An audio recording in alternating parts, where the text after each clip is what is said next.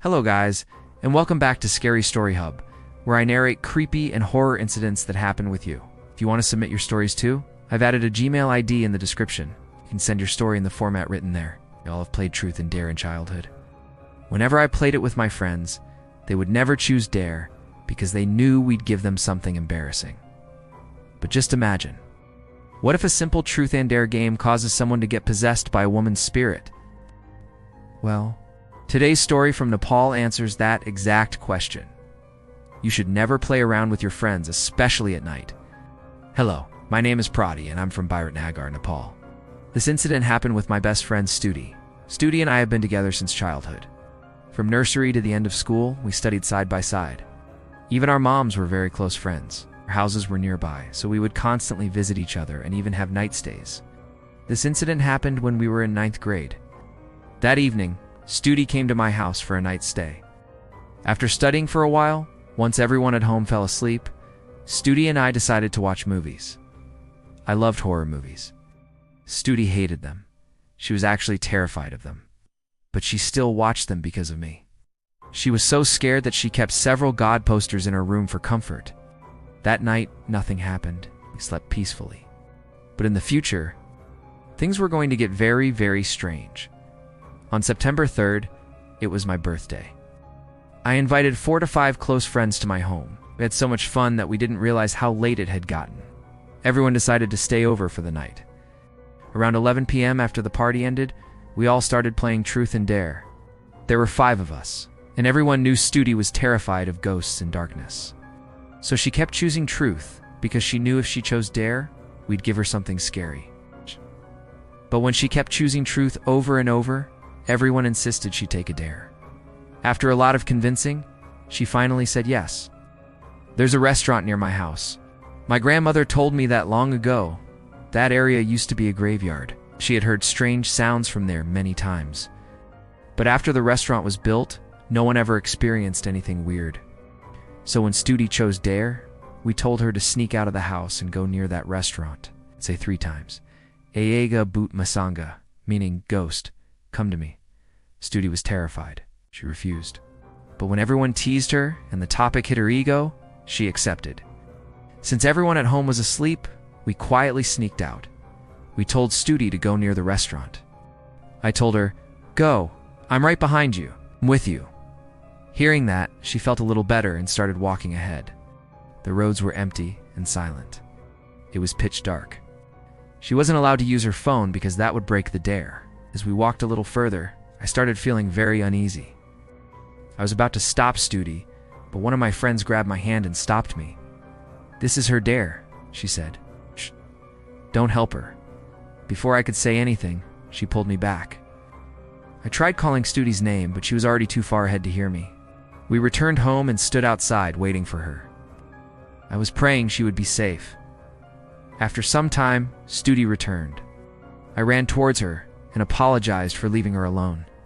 But she didn't respond. She stood with her head down. When I asked what happened, there were tears in her eyes. She looked at me once and quietly went inside. I thought she was angry at me. I followed her to the room, but she was already asleep. How could she fall asleep so quickly?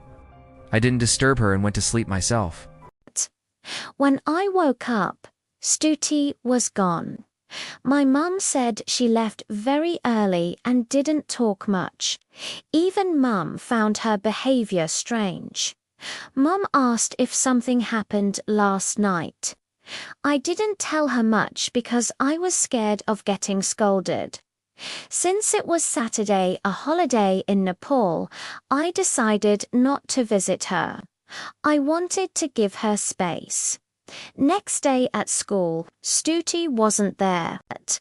I got worried and went to her house in the evening. Her parents told me she wasn't here feeling well and had been sleeping all day for 2 to 3 days. Whenever I visited, she was always sleeping. One day, when I couldn't control myself, I woke her up. Her eyes had dark circles. She looked weak. She couldn't even speak properly. Seeing her like that broke my heart. Somewhere deep down, I blamed myself. Her mum told me to go home and said she'd call me when Stuti felt better. Around 9 p.m., Stuti's mum called. "Stuti wants to talk to you." Happy, I rushed to her house. She was eating dinner, bindi okra, which she absolutely hated. I sat beside her. She didn't look at me once. To lighten the mood, I joked, "You've changed so much after falling sick. You're even eating bindi now." Her hands froze midair. She slowly turned her head toward me and gave me a strange smile, a smile that sent chills down my spine. She said softly, "Well, I have changed, haven't I?"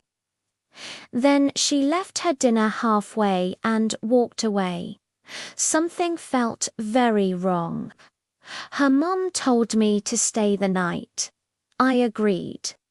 In the room, Stuti turned quiet again. She didn't respond to anything I said. Then she turned on the TV and started selecting a horror movie. Stuti, watching a horror movie, enjoying it. She laughed at the scary scenes. The way people laugh at comedy movies. I was terrified. I told her I was sleepy and lay down. She kept laughing louder and louder.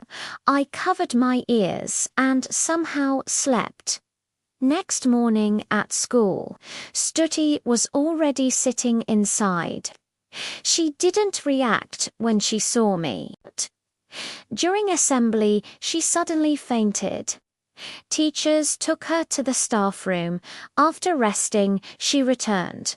But her eyes were now red. Her face was filled with anger. As soon as she entered class, she slapped a boy hard. Everything happened so suddenly. She said the boy called her fake fainting, but he whispered that to me, not her, and that too when the teachers had already taken her away. But Stuti repeated his words exactly, word by word. Her voice had changed. Everyone in the class was terrified. Then she fainted again. Doctors later said it was because of low blood pressure. But I knew something else was happening.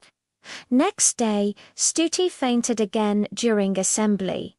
But this time, when she woke up, she screamed, pointed at the water bottle. But when someone tried to give her water, she threw it away. Then she shouted, "Malai Kunde, give me blood." I thought I misheard, so I asked again what she needed. She slapped me and shouted even louder, "Sundai Nasha, Malai Kunde, are you deaf? I want blood."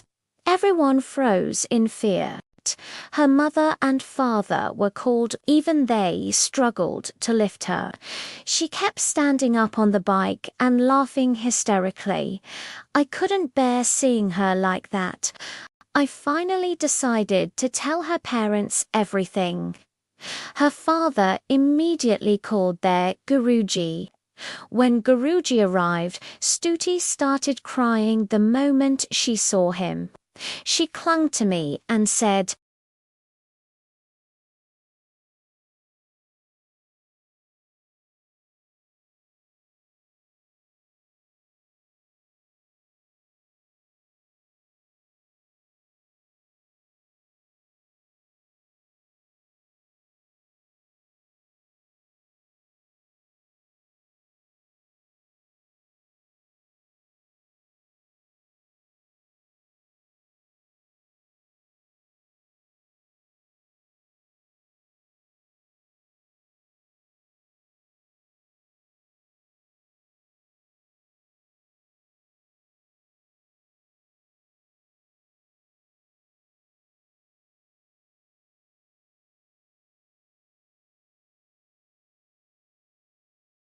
she remembered nothing from the entire last month.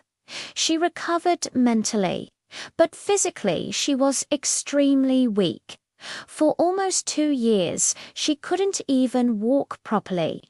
Now, by God's grace, she has healed completely, and she lives in Australia living her best life. But somewhere inside, I still blame myself for everything that happened. I hope you learned something from this story. Don't ever push your friends into doing things you may regret later. That was it for today's video, guys. I hope you liked it. I'll see you next week. Please take care of yourself. Bye-bye.